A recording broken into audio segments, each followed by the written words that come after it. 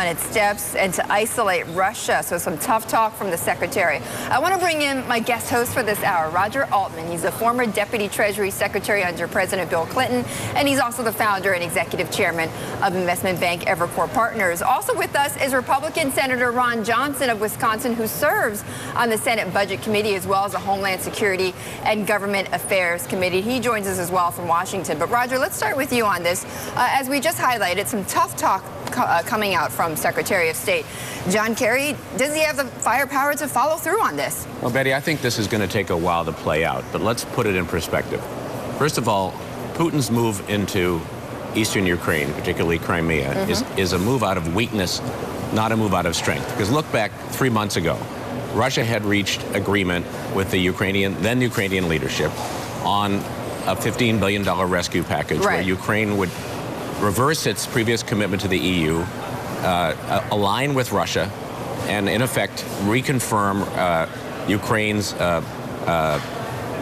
Russia's protectorate, so to speak, with Ukraine. Like that was where we were 3 months ago. Then, of course, the Ukrainian leadership is overthrown. In effect, democracy in one form or another breaks out, or a form of democracy breaks out. And Russia is way back on its heels, and its previous agreement with Ukraine is blown up. So you think it's a desperate move by them? I don't know about the word desperate, but it's born out of weakness, and that's number one. That's number one. Now, I think Putin's probably has made it clear already he doesn't want to move into the western part of the country because he knows that would bring a much stronger response from the U.S. and from the West, so I don't think that's going to happen. That's number two. So number three is the question of what sanctions, what costs, to use President Obama's term, Putin is going to have to pay for this. And I don't think it's clear right now because we're seeing various forms of equivocation from Europe. We've seen Germany obviously indicate that it's not in favor of some tough sanctions because of the economic and financial ties between Germany and Russia.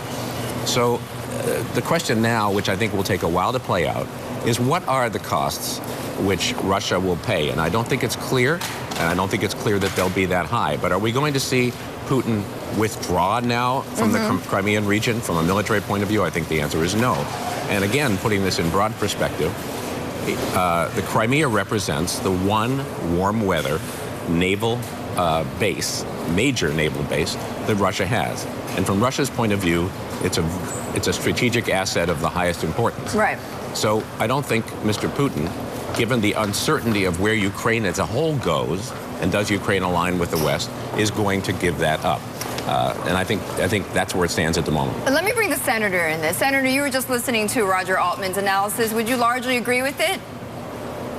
Well, good morning, Betty. Boy, I'm not sure you'd take a look at what Russia did and call that a move of weakness. I realize that Russia's not a strong economy, and it's certainly dependent on its oil exports, and certainly kind of enjoys world chaos because it keeps the price of oil high. But, you know, I appreciate what the administration is trying to do. I want to try and be unified here. I want politics to end at the water's edge so that we can, you know, but what bothers definitely send the signal. Well, you know, what we need to do is we actually need to act.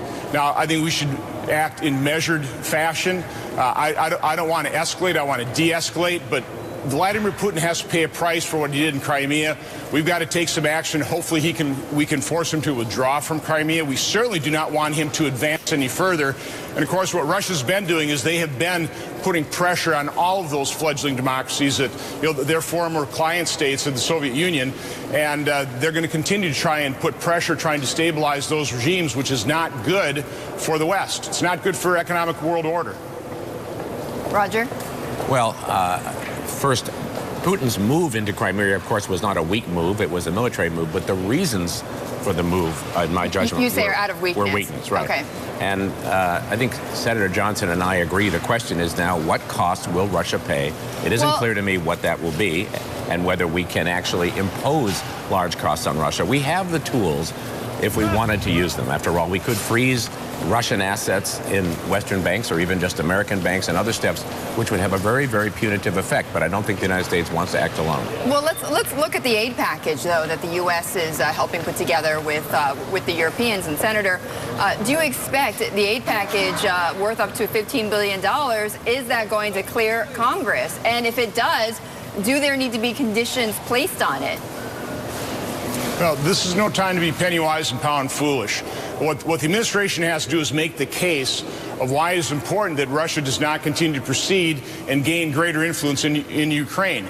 Part of the reason that they were gaining influence is because America, the European Union, was kind of asleep at the switch, just kind of assuming that Ukraine was going to join the Eastern Association. Yeah. And that didn't happen. So I mean, those plans kind of collapsed. We have the opportunity to snatch victory out of the jaws of defeat. And so, again, this is where it's important that we act in a unified fashion, both in America and with our European partners, and make sure that we actually do snatch victory out of the jaws of defeat. Let me just pivot for a moment from what's going on in Ukraine. I want to get back to what's going on in Washington with a subject that both of you are very well versed in, is the budget. We saw the White House propose their budget of almost $4 trillion yesterday. And Senator, I know you've been critical on the record, on and again, saying that, look, the Senate is dysfunctional under Senator Harry Reid. And you said that the Democrats are unserious about true fiscal reform. Was there anything in this new budget that gave you any sense that there could be some compromise here?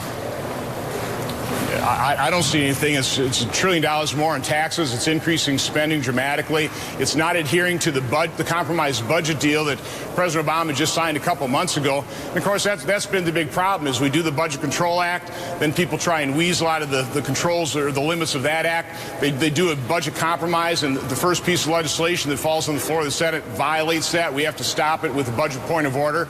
And of course, this president is doing nothing to address the 2/3 of the budget, all the transfer payments, all the entitlement programs that are on an Social unsustainable Security, path. So yeah. I don't see a whole lot we can compromise with here.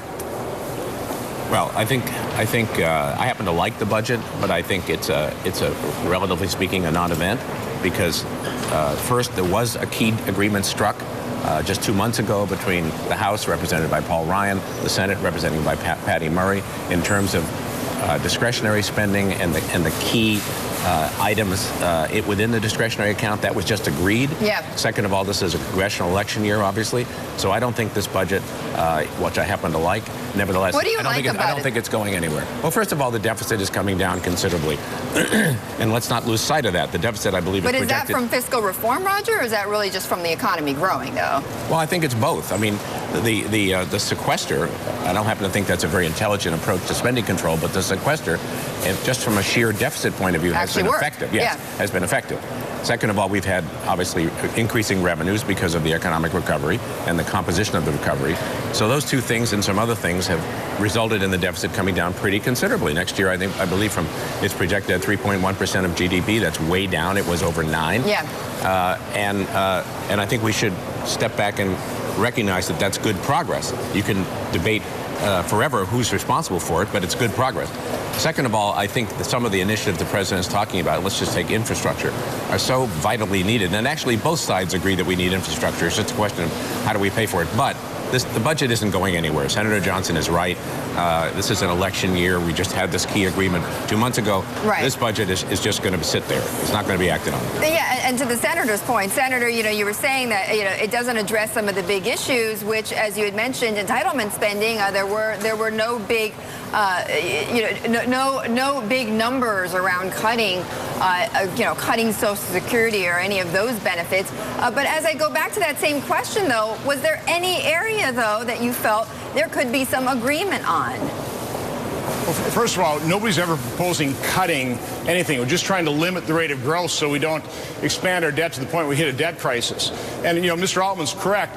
The reason the deficit's coming down is even with the meager economic growth, we've increased revenue to the federal government by more than $650 billion since the low point in 2009. That's through economic growth. So what we should be doing is we should be enacting pro-growth tax reform, regulatory reform. We should utilize our God-given natural energy resources.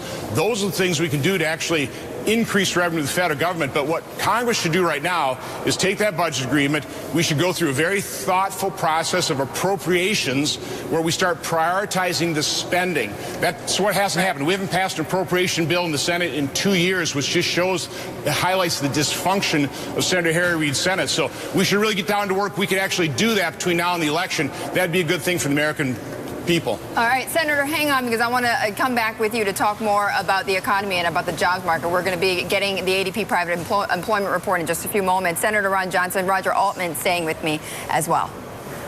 My guest host this hour, Roger Altman, the chairman of the investment bank Evercore, and also former Deputy Treasury Secretary, as well as Republican Senator Ron Johnson from Wisconsin. He's on the Hill with us, joining as well. Roger, let me start with you again on this whole jobs issue, because I know it's a subject that really both of you have obviously studied very well.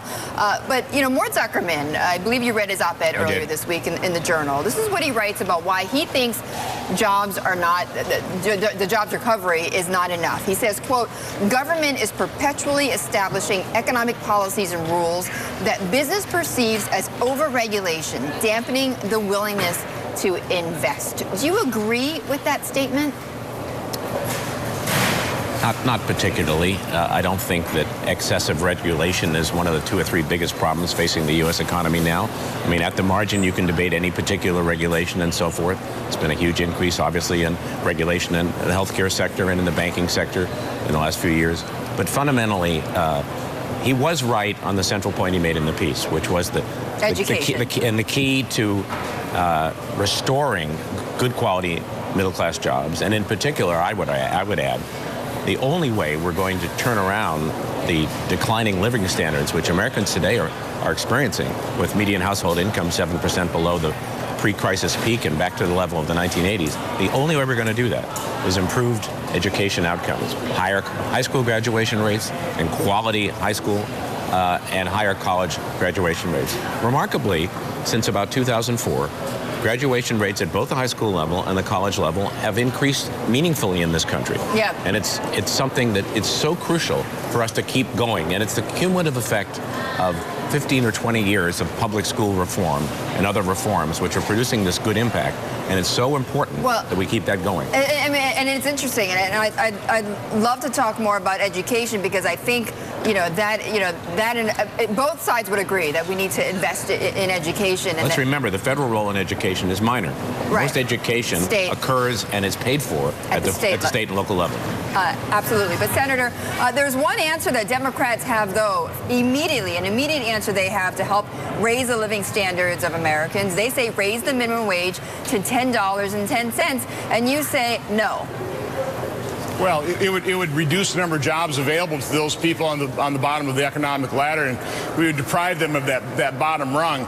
But listen, Betty, this shouldn't be this hard.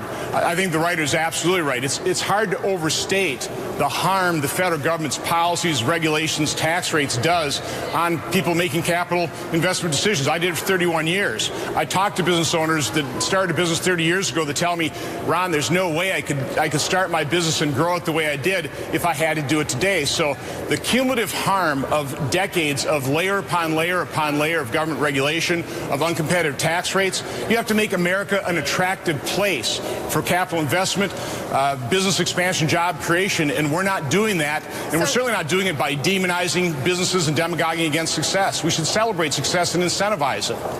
Well, I mean, and I've heard that too as well, Roger, to be fair. I've heard as well that it'd be hard to start a business now than 30 years ago. Are there areas where we could roll back, though, some regulations?